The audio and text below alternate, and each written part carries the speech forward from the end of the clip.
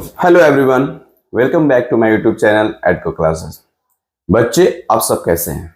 I hope आप बहुत ही अच्छे होंगे और आपकी एग्जाम की तैयारी अच्छी चल रही होगी और आपका पहला एग्जाम अच्छा गया होगा। आज भी आपका एग्जाम है, तो उम्मीद करते हैं कि आपकी आज की पेपर की तैयारी हो चुकी होगी। नेक्स्ट जो एग्जाम है 23 को आपका लैंग्वेज पेपर है, जिसमें इंग्लिश और हिंदी दोनों है, फर्स्ट और सेकेंड शिफ्ट में। तो उसी के रिगार्डिंग इंग्लिश का मोस्ट इंपॉर्टेंट क्वेश्चंस को हम डिस्कस करेंगे। मोस्ट प्रोबेबली आपके एग्जाम्स में क्वेश्चंस इस वीडियो से पूछने का चांस है। आप इसको अच्छे से देखें, अंत तक देखें। इससे पहले जो गूगल फॉर्म का मैंने आपको 1 2 3 प्रैक्टिस करवा रखा है, उसको भी प्रैक्टिस करें, इसे देखें, आपका ऑब्जेक्टिव क्वेश्चंस बन जाएगा। एग्जाम के बाद मुझे कमेंट करोगे, मुझे बताओगे कि पेपर आपका कैसा रहा, या मेरे वीडियो से आपका क्वेश्चंस मिला या नहीं मिला, आप जरूर बताओगे। ज्यादा से ज्यादा इस चैनल को शेयर कर दीजिए, सब्सक्राइब कर दीजिए अपने दोस्तों के बीच में, ताकि उन सारे को भी चैनल पहुंच पाए जिन्हें ये पहुंच नहीं पा रहा है। उम्मीद करते हैं आप ये काम करेंगे, क्योंकि शेयरिंग इज केयरिंग। तो बच्चों, स्टार्ट करते हैं आज का वीडियो। मोस्ट इंपॉर्टेंट होने जा रहा है, क्योंकि इसमें से इंपॉर्टेंट क्वेश्चंस आपके एग्जाम्स में आने वाले हैं, आएंगे। वीडियो को देखिए, जो आपको चैप्टर मैंने पढ़ा दिया है, 3-4 चैप्टर, उसी से एग्जाम में क्वेश्चंस पूछेंगे क्वार्टरली में। तो उम्मीद करते हैं कि आप ये वीडियो अंत तक देखेंगे और शेयर जरूर करेंगे। तो देखते हैं आगे।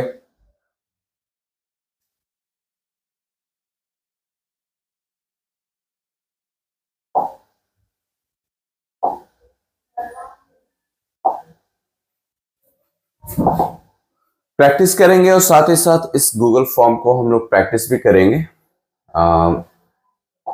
अटैच कर देंगे, ठीक है। ये अनटाइटल फॉर्म हमने इरेज करना भूल गया, कोई बात नहीं। क्लास 11 क्वार्टरली एग्जामिनेशन सितंबर 2025, तो ये मेरे द्वारा क्रिएट किया गया है और मैंने इसको मोस्ट प्रोबेबली आपको वही क्वेश्चन को डालने की कोशिश किया है जो मे भी हो सकता है आ जाए एग्जाम्स में। तो आपको यहाँ पर देखना है क्वेश्चंस को। पहला क्वेश्चन आपके स्क्रीन पर आ, choose the correct synonyms of tired. बच्चों, टायर्ड का मतलब होता है थका हुआ, तो इसका सिनोनिम्स पर्यायवाची शब्द आपको बताना है। Exhausted, soggy, ancient, expensive. तो आप मुझे बताओ, सॉगी, सॉगी मतलब भीगा हुआ, गीला, गीला या भीगा हुआ, ये होता है, ठीक है। एग्जॉस्टेड, एग्जॉस्टेड का मतलब होता है थका हुआ, इसका करेक्ट आंसर क्या हो जाएगा? एग्जॉस्टेड। एंशिएंट, पौराणिक, पौराणिक, एक्सपेंसिव, महंगा। तो इस तरह से सिनोनिम्स एग्जॉस्टेड का स्पेलिंग याद रखना, बहुत पूछता है एग्जाम में, कॉम्पिटिटिव एग्जाम्स में पूछते हैं। एग्जॉस्टेड मीन्स थका हुआ, EXHAUSTED, एग्जॉस्टेड, टायर्ड, ठीक है। चलिए आगे नेक्स्ट क्वेश्चन की तरफ मूव करते हैं। फटाफट क्वेश्चंस करेंगे ताकि ज्यादा से ज्यादा हम लोग क्वेश्चंस को अटेम्प्ट कर सकें। ये मैराथन सेक्शन है दोस्तों। मैराथन सेक्शन में मोर देन 100 क्वेश्चंस आपके रहेंगे, देखना है, ठीक है। बहुत हद तक हम लोग जल्दी करेंगे ताकि वीडियो ज्यादा लंबा ना हो। कपिल इज नोन, दोस्तों इससे पहले वाले वीडियो में भी हम ये प्रीपोजिशन आपको बताए हैं। तो कपिल इज नोन, नोन क्या होगा? ऑफ टू, एट मी, तो नोन टू मी होता है। ये इंपॉर्टेंट प्रीपोजिशन, इसको एकदम गांठ बांध लो, आने का चांस, क्योंकि 2-3 बार मैंने आपका प्रीवियस ईयर क्वेश्चन पेपर से मैंने टैकल किया, तो ये क्वेश्चन आपको देखने को मिला है बहुत बार। Delhi is most populated. दोस्त बच्चों, दिल्ली कैपिटल है इंडिया का और राजधानी होने की वजह से वो बहुत ही पॉपुलेटेड है।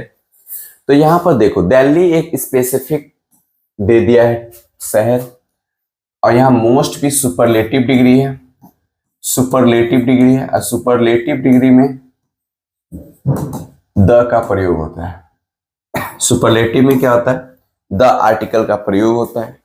द डेफिनिट आर्टिकल के लिए यूज करते हैं, जो पर्टिकुलर शहर, कोई स्पेसिफिक शहर का नाम अगर दे दे, कोई स्पेसिफिक चीजें के बारे में बात करें तो हम द का यूज करते हैं। द डेफिनिट आर्टिकल है, ए और एन इनडेफिनिट आर्टिकल है बच्चों, ठीक है। चलिए आगे हम बात करेंगे क्वेश्चन नंबर फिफ्थ को डिस्कस करेंगे। क्वेश्चन नंबर फिफ्थ जो आपका, Mamta has recently taken admission in university.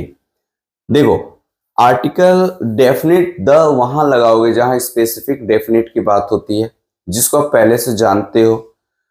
The वहां नहीं लगाओगे जिसको आप नहीं जान रहे हो, अननोन हो, जनरल सेंस में बात हो रही है, वहां पर इनडेफिनिट का यूज करेंगे, ए और एन का। तो इसका आंसर जो हो जाएगा आपका ए हो जाएगा, क्योंकि कोई स्पेसिफिक यूनिवर्सिटी की बात नहीं हो रही है, एक कोई भी जनरल सेंस में यूनिवर्सिटी की बात हो रही है, तो ए का यूज करेंगे।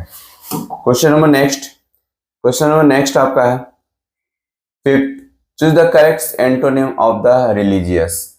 रिलीजियस का एंटो पर्यायवाची शब्द आपको पता करना है। पायस धार्मिक होता है, पायस का मतलब होता है धार्मिक, ठीक है। स्पिरिचुअल मतलब धार्मिक, सेक्रेड मतलब धार्मिक, तो बच गया सेकुलर, धर्म निरपेक्ष। ओके, पायस मतलब धार्मिक होता है, ठीक है, याद रखोगे, PIOUS, ठीक है। तो सेकुलर हो जाएगा इसका करेक्ट। उल्टा पूछा, चलो ये सब याद रखो। नेक्स्ट क्वेश्चन नंबर 6 पर आते हैं हम लोग। 6 नंबर क्वेश्चन देखो, C dash yesterday, choose the correct form of verb. Verb पता करना है। पिछला वीडियो में भी मैंने आपको बताया था कि वर्ड पर ध्यान देना है। वर्ड क्या है? Last night, yesterday. अगर ऐसा वर्ड दिया रहेगा तो आपको क्या होगा? पास्ट टेंस का यूज करोगे, एस्टरडे। तो सी डाइड एस्टरडे, वो कल मर गया, ठीक है। चलो आगे देखते हैं। Question number 7, the patient before the doctor, बहुत बार पूछा गया है, ठीक है। ये परफेक्ट टेंस का है, ठीक है, तो पास्ट परफेक्ट टेंस का है। तो डॉक्टर के आने से पहले रोगी क्या हो चुका था? मर चुका था। तो had died came, the patient had died before the doctor केम। पहला, जब भी दो टाइप का कंडीशनल दिया रहेगा ना डॉक्टर आने से पहले, तो पहले जो होता है इसमें दो बनता है, पास्ट परफेक्ट बनेगा पहला वाला, और दूसरा जो बनता है वो आपका सिंपल पास्ट बनता है, सिंपल पास्ट। और दोनों का स्ट्रक्चर आपको पता है। पास्ट परफेक्ट यानी subject had V3 plus object, ये स्ट्रक्चर लगाओगे पहला फिल के लिए। सिंपल पास्ट का मतलब सब्जेक्ट V2 प्लस ऑब्जेक्ट, ये लगाओगे सेकेंड के लिए। तो देखो सब्जेक्ट प्लस हैड V3 पहला के लिए लग गया, दूसरा के लिए सब्जेक्ट प्लस V2 केम, कम का V2 क्या होता है? केम, अब V3 कम ही होता है। चलो आगे देखते हैं। क्वेश्चन नंबर 8 आपके स्क्रीन पे ये रहा। राकेश बैडमिंटन डेली जैसा वर्ड अगर आता है तो इसमें आप क्या लगाओगे? राकेश जो है डेली खेलता है, क्या खेलता है? बैडमिंटन। राकेश प्लेज है ना, राकेश सिंगुलर है तो प्लेज हो जाएगा, प्लेज बैडमिंटन डेली। चलो नेक्स्ट की तरफ मूव करते हैं। Question number next,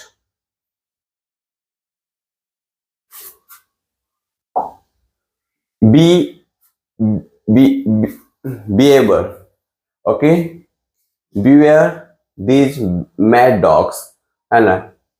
beware these mad dogs मतलब पागल डॉग से सावधान रहना है। तो यहाँ पर प्रीपोजिशन डालना है, तो ऑफ होता है इस टाइप का, मतलब कोई भी चीजें से आपको दूर करने के सेंस में आता है, सावधान रहने के सेंस में आता है, तो वहां पर हम लोग ऑफ का यूज करते हैं, OF, ऑफ, ठीक है। बीवेयर। क्वेश्चन नंबर 10 की तरफ हम लोग मूव करते हैं। They have no house to live रहने के सेंस में है, तो यहाँ पर इन का यूज होगा, option A is correct. Next 12 number, he is good in translation, मतलब वो ट्रांसलेशन में क्या है? अच्छा है, ट्रांसलेशन में क्या है? अच्छा है। मैथमेटिक्स भी रहता है, he is good in mathematics, तो इन ही होता है ना। क्वेश्चन नंबर नेक्स्ट की तरफ मूव करते हैं। 13, you cannot cut this mangoes. ये देखो इस टाइप का क्वेश्चन फिर से एक बार हमने लिया है ताकि बार बार 2-3 बार पूछा गया है। तो ब्लंट, ब्लंट का मतलब भोथर होता है, बिना धार वाला, कम धार वाला। एक ऐसी नाइफ से मैंगो आप कट कर नहीं काट सकते हो जो भोथर है, तो विथ होता है, विथ, साथ, मतलब ओके, विथ होगा। Question number 13, they have been working hard, they have been working hard that last 2 year.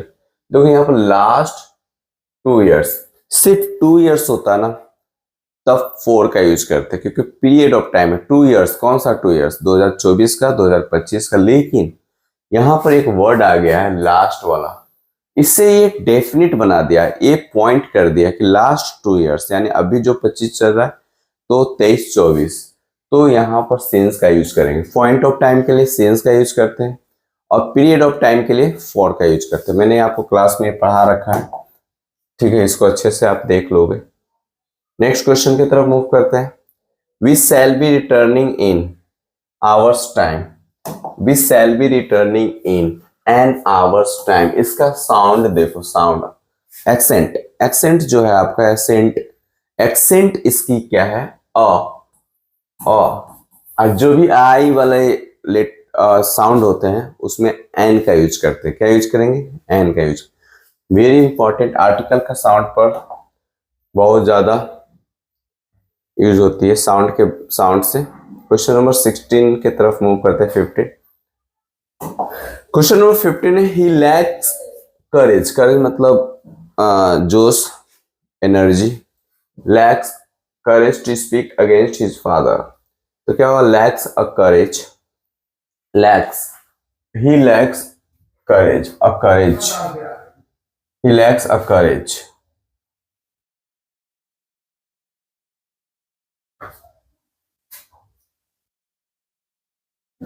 देखो यहां आर्टिकल का यूज नहीं होगा। लैक्स एक प्लूरल है, प्लूरल में आर्टिकल का यूज नहीं होता है। और लैक्स जो है आपका अलैक्स होता तो सही है, लैक्स करेज, और करेज नहीं होगा क्योंकि ये एब्स्ट्रैक्ट नाउन है, तो यहाँ पर नो आर्टिकल होगा। ठीक है, गूगल फॉर्म में शायद मैंने ए कर रखा तो उसको नो आर्टिकल कर लेना। ठीक है, इसको अंत तक देखो, इस वीडियो को अंत तक देखो बच्चों, और ज्यादा से ज्यादा प्लीज इसे शेयर कीजिए अपने दोस्तों के साथ, शेयर कीजिए, पहुंचाइए, ताकि मैं भी मोटिवेट हो सकूं आपके लिए, मैं कुछ और नया नया सिखाने के लिए और भी वीडियो में डालता रहूं। बहुत ही इंपॉर्टेंट है वीडियो, ये आप देखना अंत तक, एग्जाम से पहले जरूर देख लेना। आज जो भी आपका पेपर, उस पेपर को दो, उसके बाद आपका 2 दिन लीव है, संडे और मंडे, तो आप इससे अच्छे से तैयारी हो सकती है, आपकी लैंग्वेज पेपर दोनों की आपकी अच्छी तैयारी हो जाएगी। देखो, milk in the cup is sour, तो अ कप ऑफ मिल्क होता तो चलता, यहाँ पर आर्टिकल का यूज नहीं होगा, नो आर्टिकल। चलो आगे देखते हैं question number next. Question number 17 की तरफ मूव करते हैं और 17 देखते हैं स्क्रीन पर। I have got my vehicles, I have got my vehicles repaired हो जाएगा, रिपेयर्ड क्या हो जाएगा? रिपेयर्ड। चलो क्वेश्चन नंबर 18 की तरफ देखते हैं। Rakesh as well as Atul passed the test, तो राकेश के साथ साथ अतुल की बात हो रही है, Rakesh as well as Atul, तो एज वेल एज यहां पर जब लगा है तो क्या लगेगा? दो है, दो आपका राकेश के साथ साथ भी एक अतुल, तो दो यहां पर आपका सब्जेक्ट है, दो के लिए हम क्या लगाएंगे? हैव का यूज करेंगे। गूगल फॉर्म में मैंने हैज कर दिया है, सॉरी, इसमें हैव होगा। ठीक है, as well as Atul have passed the test.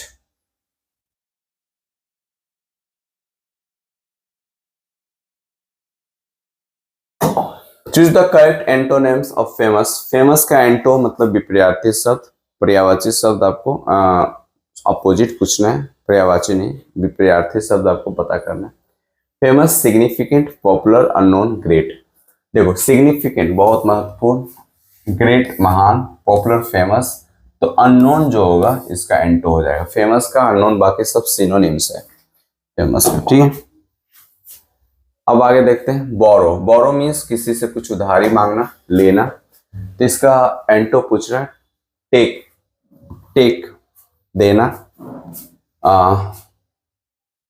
Distribute बांटना, टेक लेना भी होता है, बेग ओके उसमें भी मांगना, तो लेंड हो जाएगा, देना, लेंड ओके। एंटो पूछ रहा है, चलो आगे देखते हैं। क्वेश्चन नंबर नेक्स्ट आपकी स्क्रीन पर, क्वेश्चन नंबर नेक्स्ट 22। चलो 22 या 21 देखो, ठीक है। Choose the correct synonyms of foreign. Foreign मतलब विदेशी, विदेशी कंट्री नहीं होगा, एलियन होगा, एलियन। एलियन कभी कभी हम विदेशियों के लिए भी यूज करते हैं, विदेशियों के लिए भी यूज करते हैं, और हम लोग दूसरे ग्रह से जो लोग आते हैं उसके लिए भी यूज करते हैं। रिमोट एरिया मतलब विलेज के मतलब शहर से बाहरी क्षेत्र को हम लोग विलेज को, कंट्री साइड को दिखलाने के लिए रिमोट का यूज करते हैं। डिस्टेंस, डिस्टेंस मतलब फार डिस्टेंस, दूरी को दिखाने के लिए एलियन हो जाएगा। क्या हो जाएगा? फॉरेन का एलियन। चलो नेक्स्ट क्वेश्चन नंबर 23 में हम लोग चलते हैं।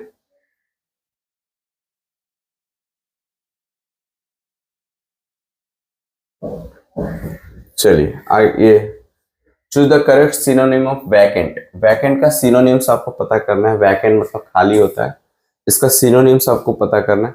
तो वैकेंट खाली यानी एम्प्टी, एम्प्टी हो जाएगा, एम्प्टी ओके। पोजीशन एक स्थान, एबनॉर्मल मतलब जो नॉर्मल नहीं होता है ओके। रेडिकुलस, रेडिकुलस मतलब गंदा, बदमाश, खूंखार, रेडिकुलस। तो इसका सही आंसर जो होगा एम्प्टी, क्या हो जाएगा? Empty synonyms. चलो 24 को हम लोग देखेंगे। This shopkeeper said, this shopkeeper said I can't take the item back. इसको आपको इनडायरेक्ट स्पीच में आपको बनाना, वेरी इंपॉर्टेंट। डायरेक्ट और इनडायरेक्ट स्पीच जिसको हम पार्ट्स ऑफ सॉरी नरेशन भी कहते हैं। द शॉपकीपर सेड, पहले ये देखो सेंटेंस को फाइंड आउट करो कि सेंटेंस कौन से टेंस में।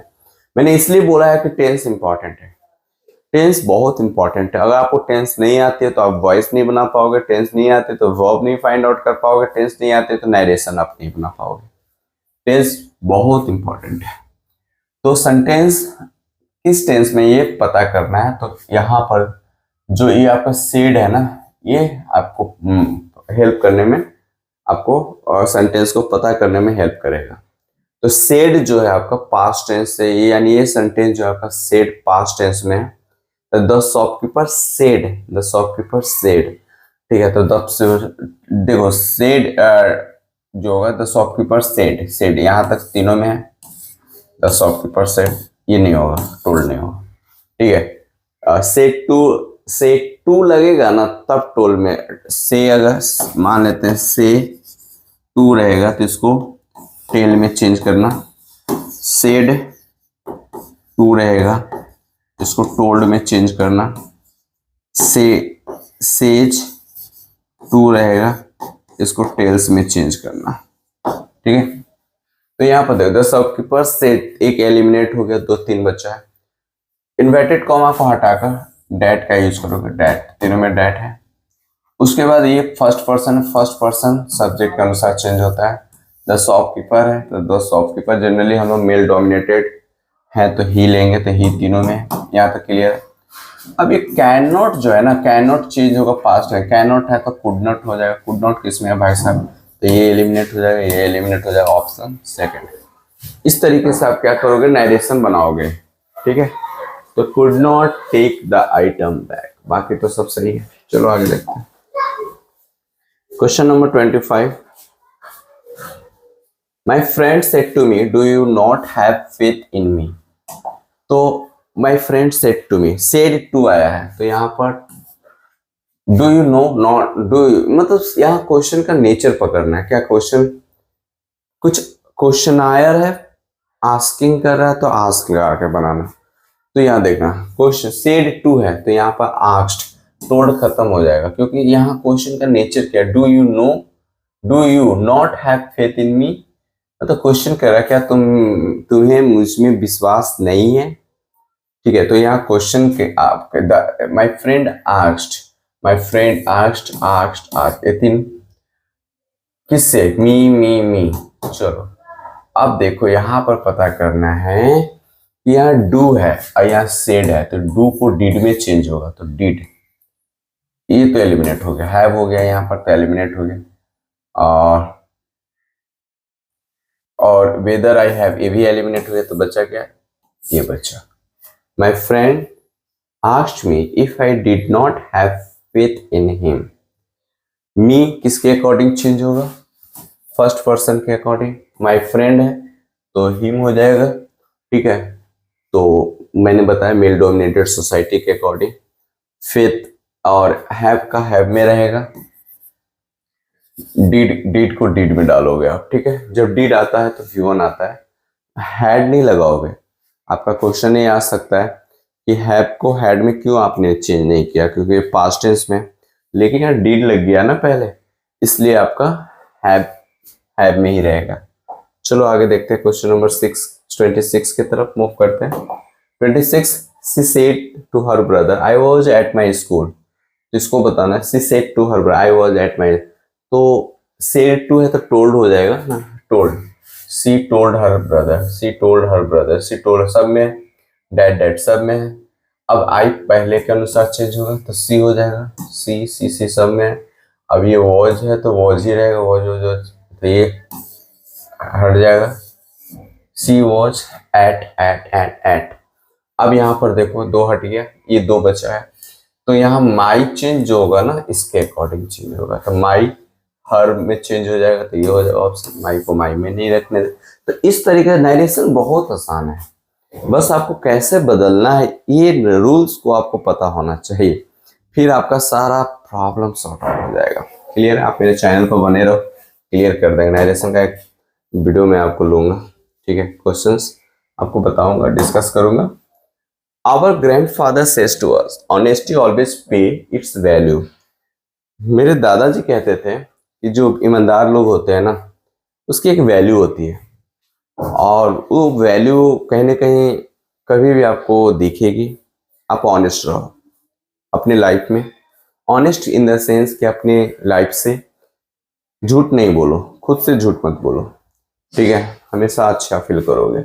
Our grandfather says to us honesty always pay its value, तो सेज टू मैंने बताया, सेज टू रहेगा तो टेल्स में चेंज कर देना डायरेक्ट, यहां से तो पहले पता चल गया आवर ग्रैंडफादर सेज, तो यहाँ सेज टू है तो सेज टू ये एलिमिनेट हो जाएगा, टेल्स अस ये भी एलिमिनेट हो जाएगा। तो ये दो ऑप्शन में आपको फाइंड आउट करना, that honesty always pay its value.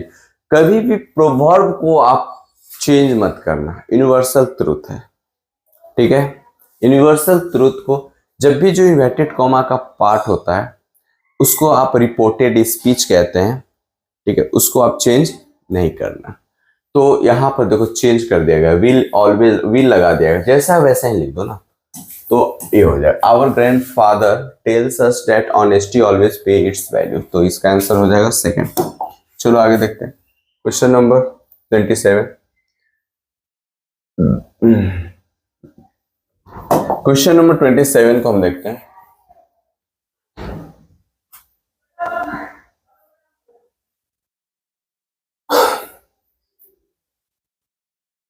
Amar said to Bina where did you put my book, है ना। अमर ने पूछा ना, पूछा, देखो क्वेश्चन कहता है, पूछा कि मेरा बुक कहाँ पर है, मेरा book. Amar said to Bina where did you put my book, कहाँ तुमने मेरी किताबें को रख दी।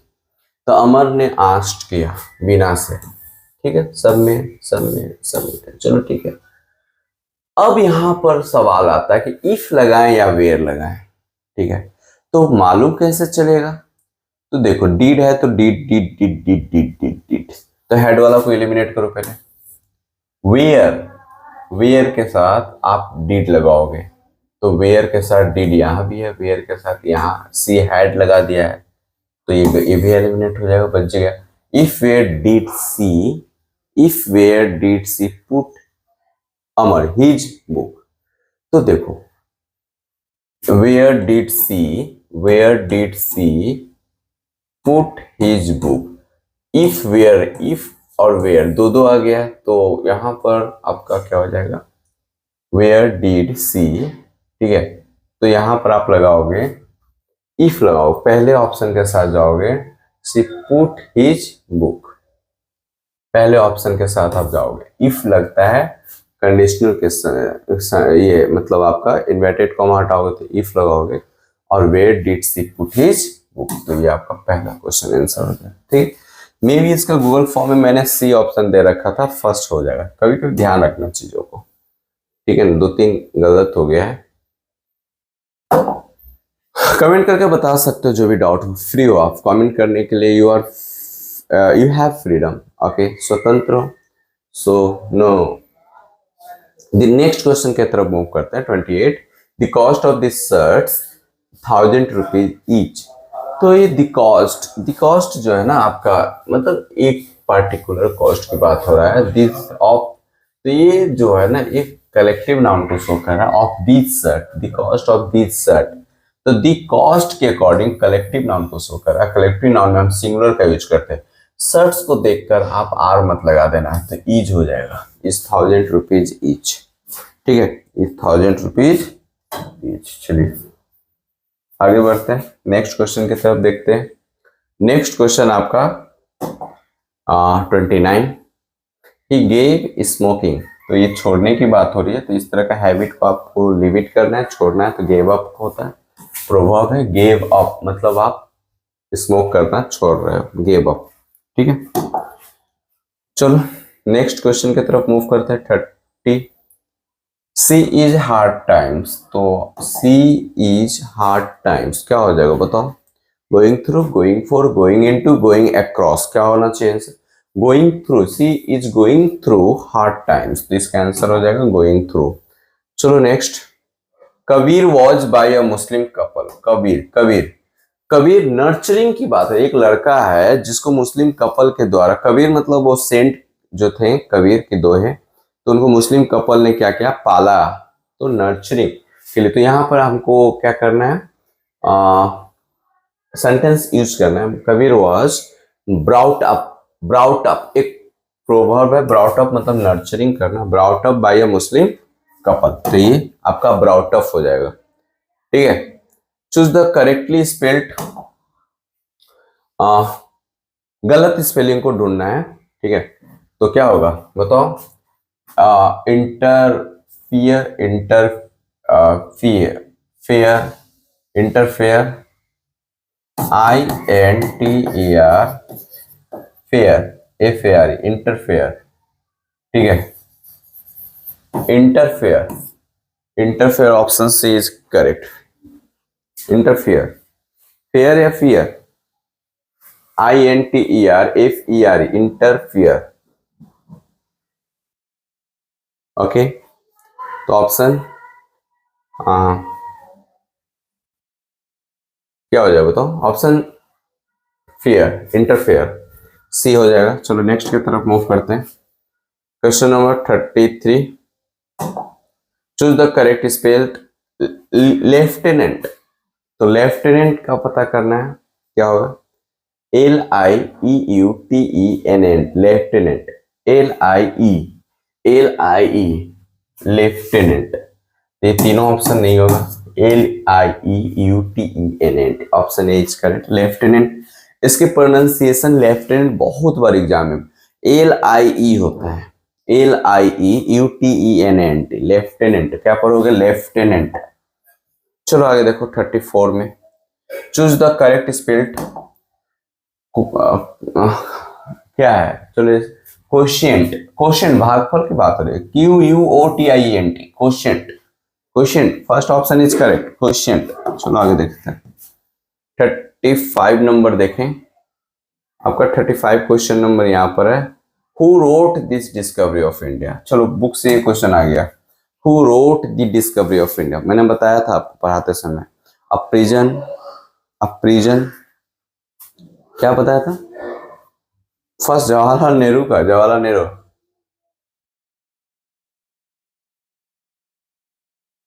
तो डिस्कवरी ऑफ इंडिया जो है ना, जवाहरलाल नेहरू का लिखा गया है, ठीक है। और उसी से फर्स्ट चैप्टर है the prison in the jail, है ना, शायद ऐसे कुछ चैप्टर, ठीक है। चलो आगे देखो। Spring in Dehradun, the first chapter में आपको स्प्रिंग इन देहरादून, जो देहरादून का स्प्रिंग होता है वो क्या होता है, थोड़ा लंबा होता है भाई, longer one than in the plains below.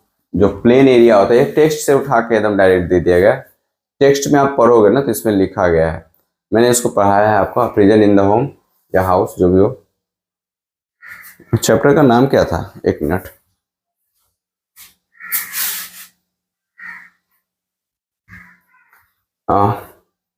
Animals in prison था, sorry, animals in prison. Jawaharlal Nehru के द्वारा जो एक्सट्रैक्ट जो लिया गया है अपनी बुक का, तो वो लिया गया है द डिस्कवरी ऑफ इंडिया, जो लिखा गया था जवाहरलाल नेहरू के द्वारा। और पहला जो होगा जवाहरलाल नेहरू, इसमें आपका जो स्प्रिंग होता है देहरादून में, ये देहरादून के जेल में ये टेक्स्ट, ये प्रोज लिखे हैं उन्होंने, बायोग्राफी है, ऑटोबायोग्राफी है, सॉरी ऑटोबायोग्राफी है, जो खुद से लिखते हैं अपने बारे में, अपने जर्नी के बारे में, तो उसे ऑटोबायोग्राफी कहते हैं। जब आपके बारे में कोई लिखेगा ना तो उसको बायोग्राफी कहते हैं, क्लियर है। तो जो स्प्रिंग है देहरादून का वो लॉन्गर होता है, किसके कंपेयर में, जो प्लेन एरिया होता है, क्योंकि ये देहरादून हिली एरिया है ना, तो वहाँ स्प्रिंग थोड़ा सा लंबा होता है, तो ऑप्शन ए हो जाएगा करेक्ट। 37 में आते हैं, which animal was usually not allowed to be kept as pet in the Dehradun. कह रहा है कि देहरादून में कौन सा एनिमल को ज्यादातर नहीं पाला जाता है, नॉट अलाउड, तो डॉग जो है वहां पर पेट एनिमल के रूप में उतना नहीं देखने को मिलेगा। राजेंद्र प्रसाद वॉज बॉर्न, इनका जन्म कहाँ पर हुआ है, कहाँ पर हुआ, बिहार के थे, फर्स्ट प्रेसिडेंट थे इंडिया का, और इनकी जन्म जो हुआ था वो जीरादेई में हुआ था।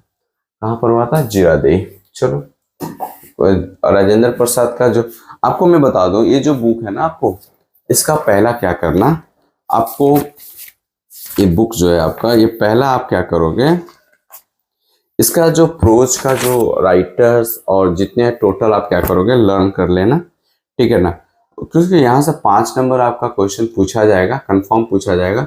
पोएट्री का भी, पोएट का नाम और पोम को याद कर लेना 2-3, ठीक है, क्योंकि यहाँ से क्वेश्चन एकदम 100% पूछा जाएगा 5 नंबर से, ठीक है, तो इसको याद रखोगे, ठीक है। और ये रीड, थिंक एंड ये सभी कुछ पढ़ लेना, ठीक है। तो the Nalanda ancient seat of learning जो है, नालंदा जो सेकंड चैप्टर राजेंद्र प्रसाद के लिखा गया है, ठीक है, और राजेंद्र प्रसाद जो है उनकी जन्म जीरादेई में हुई थी। चलिए आगे देखते हैं। उसी चैप्टर में ये मगध के बारे में डिस्कस है, मगध रिसर्च इंस्टीट्यूट, नालंदा जो हमारा विश्वविद्यालय है ना, उसके बारे में इसमें बताया गया है, एंशिएंट सीट ऑफ लर्निंग, यानी जो ज्ञान का जो स्रोत था पुराने जमाने में, पौराणिक, तो उस समय नालंदा बहुत ही ज्यादा फेमस था। इस चैप्टर में पूरी हमारे जो ग्लोरियस जो हिस्ट्री रहा है उसके बारे में डिस्कस किया गया, हमारे बिहार के बारे में, नालंदा के बारे में, बोध गया के बारे में, पटना के बारे में, उसमें अपनी स्पीच में वो बताते हैं। Magadh research institute was established in, कहाँ पर इस्टेब्लिश किया गया, तो बोध गया में, जो गया में पड़ता है, ऑप्शन बी इज करेक्ट। चलो नेक्स्ट क्वेश्चन की तरफ मूव करते हैं। क्वेश्चन नंबर, फाहियान एक ट्रैवलर था, फाहियान जो है एक ट्रैवलर था और नालंदा आया था 4th सेंचुरी में, ठीक है। वो एक पिलग्रिम, ट्रैवलर को, तीर्थयात्री को पिलग्रिम कहते हैं। तो कहाँ का था, तो चाइनीज। आप मुझे कमेंट करके बताओ कि फाहियान जो था किस राजा के शासन काल में आया था, ये मुझे कमेंट करके बताओ। अगर आप मेरे वीडियो देख रहे हैं पूरा, तो आप इस वीडियो का आंसर मुझे कमेंट करके जरूर करोगे। इस वीडियो को देखो, आई होप आपका टोटल क्वेश्चंस बनेगा। मैं एकदम प्रॉमिस के साथ कह रहा हूँ, टोटल क्वेश्चंस बनेगा, ठीक है। चलो आगे देखो। 42 at the time of Hiuen Tsang visit Nalanda had student and teachers. तो जिस समय हैंसेंग भी एक तीर्थयात्री था, पिलग्रिम था। आप ये भी बताना, पिलग्रिम जो था हैंसेंग और आपका फाहियान दोनों अलग अलग तीर्थयात्री थे, दोनों चाइना से ही थे। दोनों किस राजा के शासनकाल में आए थे ये आपको बताना है। कब विजिट किए, उस समय स्टूडेंट की संख्या कितनी थी, टीचर्स की संख्या कितनी थी। तो बच्चों उस समय स्टूडेंट की संख्या 10,000 थी और टीचर्स कितने थे, 1500 थी। ठीक है, ये सभी ध्यान रखेंगे। क्वेश्चन नंबर 42 पर चलते हैं। How many subject were made compulsory at Nalanda university. कितने सब्जेक्ट पढ़ाए जाते थे। तो बच्चों जनरली 5 सब्जेक्ट थे। 5 सब्जेक्ट में जैसे आपका एक मेडिसिन हो जाएगा, दूसरा आपका मेडिसिन था, फिर आपका लॉजिक था, फिर ग्रामर था, फिर आपका फिलॉसफी था। इस तरीके से 5 आपका सब्जेक्ट थे। ठीक है, वहाँ पर पढ़ाए जाते थे, कंपल्सरी थे। और भी ढेर सारे सब्जेक्ट थे लेकिन कंपल्सरी 5 सब्जेक्ट थे लेना। आर के नारायण का जन्म कब हुआ था। आर के नारायण का जन्म 1906 में हुआ था, मैसूर में। ये पढ़ाया है मैंने आपको। The snake in the grass, snake in the grass आपको आर के नारायण के द्वारा लिखी गई है। आप ये 3 चैप्टर स्टार्ट, देखो ध्यान रखना, प्रोज का 3 चैप्टर पढ़ लो आप, प्रोज का 3 चैप्टर पढ़ लो। और आपको क्वार्टरली के लिए 3 चैप्टर पढ़ लो प्रोज का। और पोएट्री का भी आप 2 चैप्टर पढ़ लो। और एक चैप्टर आपका 3 days to see read think and enjoy, Helen Keller. एक चैप्टर वहां से पढ़ लो, इतना काफी है टेक्स्ट से। अब बाकी ग्रामर जो मैंने आपको बताया उसको देख लो, आपका काफी हो जाएगा। इतना में तो आप बल्ले बल्ले कर जाओ, अच्छा मार्क्स लेके आओगे। तो चलिए बच्चों, 45 क्वेश्चन नंबर 45 को देख लेते हैं। ठीक है, क्वेश्चन नंबर 45 का जो है, आर के नारायण ओन द साहित्य अकेडमी अवार्ड इन। तो उनका जो जन्म हुआ था 1906 में, 1906 में। और इनकी जो साहित्य अकादमी जो मिला था, इसी को आप डिजिट को क्या करो, 6 और 0 को आगे पीछे कर लो, 1960। 1960 में उनको साहित्य अकादमी अवार्ड मिला था। तो इसका आंसर हो जाएगा 1960, option C is correct. Question number next 45 की तरफ मूव करते हैं। सोनेट। सोनेट बच्चों मैंने आपको क्लास में बताया है कि सोनेट एक पोम का पार्ट होता है और जिसमें 14 लाइंस होते हैं। कितने लाइंस होते हैं, 14 लाइंस होते हैं। इस पोम का ही पार्ट होता है, तो 14 लाइंस हो जाएगा आंसर। ठीक है, ये इंपॉर्टेंट है। और 46 क्वेश्चन नंबर में विलियम शेक्सपियर ने कितने सोनेट लिखा, ये क्वेश्चन पूछा गया है। तो 154। मैंने the marriage of two minds में मैंने ये क्वेश्चंस को आपको बताया है, विलियम शेक्सपियर की बायोग्राफी। विलियम शेक्सपियर ने कितनी सोनेट लिखा, विलियम शेक्सपियर ने कितना प्ले लिखा, 37 प्ले लिखा है उन्होंने। ठीक है, और 154 सोनेट। मैंने ये भी बताया है कि सोनेट 1 से लेके 126 तक अपने फ्रेंड पर, मेल फ्रेंड पर लिखा है उन्होंने, true friend. Okay, young youth मतलब यूथ फ्रेंड पर लिखा है उन्होंने, यूथ फ्रेंड मतलब ऐसा मेंशन है वहां पर। ठीक है, और 127 से लेके 154 तक ये आपका डार्क लेडी पर लिखा गया है सोनेट, डार्क लेडी। ठीक है, जब बड़े हो जाएंगे तो और ज्यादा विशेष इसके बारे में जानेंगे। फिलहाल इतना जान लीजिए, 154 सोनेट विलियम शेक्सपियर के द्वारा लिखी गई है। क्वेश्चन नंबर 47 जो है आपकी स्क्रीन पर ये रहा, the marriage of true mind is the sonnet. तो मैरिज ऑफ ट्रू माइंड्स को मैंने बताया है कि 116 सोनेट के नाम से भी जाना जाता है, तो ऑप्शन 116। नेक्स्ट क्वेश्चन की तरफ मूव करते हैं। क्वेश्चन नंबर 48 को देखते हैं। द ट्रू लव, जो सत्य, जो प्रेम, सच्ची प्रेम होती है ना, किसी चीज के आने से वो भटकती नहीं है। अल्टरेशन मतलब बाधाएं आने से कोई भटकती नहीं है। Never altars, when it's find alteration, never alters। 49 second last question आज की वीडियो का। विलियम शेक्सपियर एक क्या है, पोएट है, ड्रामेटिस्ट है। तो बोथ ए और बी दोनों हो जाएगा, लेकिन वो पोएट ड्रामेटिस्ट के साथ साथ एसेइस्ट भी रहे हैं और एक एक्टर भी रहे हैं। ये सभी चीजें याद रखेंगे। ठीक है, क्वेश्चन नंबर नेक्स्ट की तरफ मूव करते हैं। Question number 50। ठीक है, क्वेश्चन नंबर 50 की तरफ देखते हैं।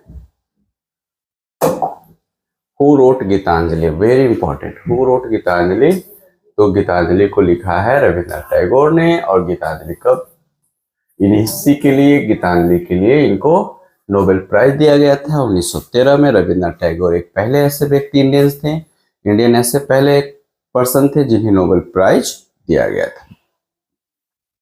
तो ये आज का वीडियो का लास्ट क्वेश्चन था। आप मुझे कमेंट करके बताएंगे कैसा लगा, पूरा वीडियो देखना है, ठीक है, ताकि आप उस पूरी एग्जाम में अच्छे से आप परफॉर्म कर पाओ।